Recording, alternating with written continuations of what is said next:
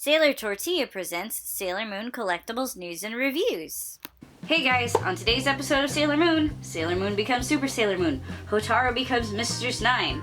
What do we have to talk about? I don't know, but I'm Age, and these are my notes, so let's get started. It was episode 34, act 33, Infinity, and then another number, Transformation. Everybody transformed today. You know, we start off with a recap of the last episode for those of us who forgot about the Sailor Moon Civil War. At the very beginning of the actual episode, the Outer Senshi's talismans react to Sailor Moon's plea for help, and in that moment, I was a little confused as to what is actually the space sword shape. It was in the straight form. Now it's going between the straight form and the form that we saw in the anime. The subtitles in this episode are really bad. Again, we have a lot more instances of them sucking a lot. We have, it starts resonating, but it wasn't singular, it was plural. Okay, whatever, Japanese people, you can make that mistake, but it gets worse from then on. We have a new mini transformation for Sailor Moon when she becomes Super Sailor Moon. It's cool, you know, I wasn't that impressed because it wasn't that different from what we saw, but I'm glad that it's still in 2D. Watch everything carefully with your eyes, because you can apparently use other parts of your body to watch things. Mistress Nine's voice is amazing, and I know it's the same voice actor as Hotaru, but she does a really good job embodying this mature, evil character. Sailor Moon tells us that, I'll no longer be confused. Nor shall I, because these subtitles are fucking whack. We can become one this tight. I'm gonna start telling my friends that, because apparently that's a thing. So we see all the Sailor Senshi flying. I had these same concerns in season 1 with Sailor Jupiter, with her green bubble, and they were flying within the bubble. I guess we fly now. Here in this instance, at the beginning of the episode, we have Uranus leading the pack. So you can be like, oh, it's her power over the wind or whatever, and she can let everyone fly. But later on, we see the inner Senshi flying, just flying, and I guess we fly now. I'm just gonna stop mentioning it. Uranus in this episode has real adult concerns for what's going on in her home. In the flashback, they show the Outer Senshi reacting to the destruction of the Silver Millennium. And, you know, Uranus looks concerned, Neptune looks concerned. Pluto's pretty chill about the whole thing. Pluto's like, it's okay. We have another change in the title cards. I didn't mention in the last episode where we had a Pluto card and Uranus and Neptune were together. I didn't feel like it was worth noting, but, you know, I got some comments about that. So yeah, I noticed. I have eyes. Oh boy. The power to arouse Super Sailor Moon. Oh god. Something. Arouse Saturn. Oh god. This is making me think adult thoughts, not Sailor Moon thoughts, turning into a hentai. So Chibiusa comes to the realization that her friend is in great trouble, and she runs across the tops of buildings to get to Hotaru's home.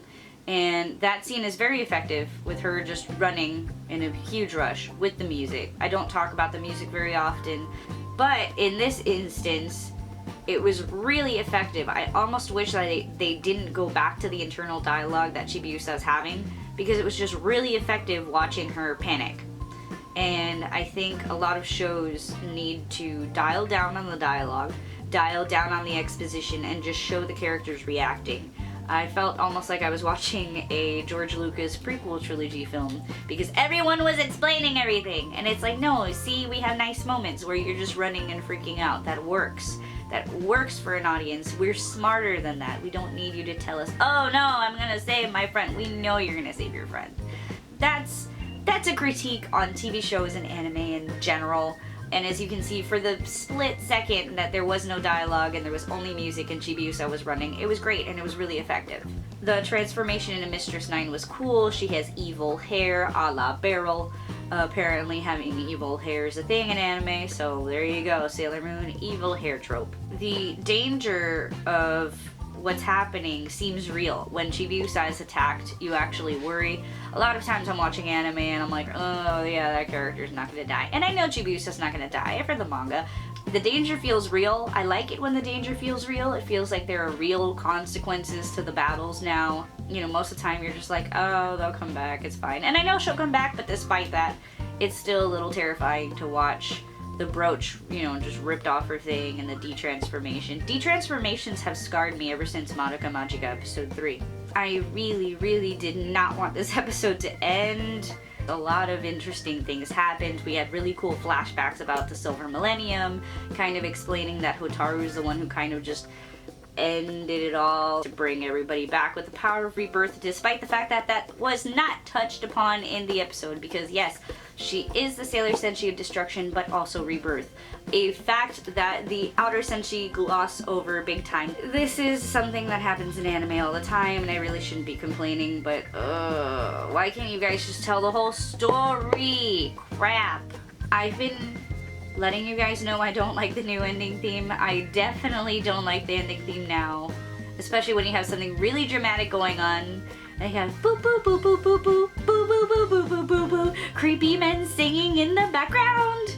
And the next episode looks good. There's nothing I can tell you outside of the fact that I really want to watch a new episode, because I didn't want this one to end. A lot of action was going on, interesting things were going on. You know, the Sailor Senshi are exploring the relationship with the outer Senshi. You know, Sailor Moon has this great new power. We saw her use it once on the twins, and that was about it. I kind of wish that they had survived that, but I know that's not part of the story. I just really thought they were cool.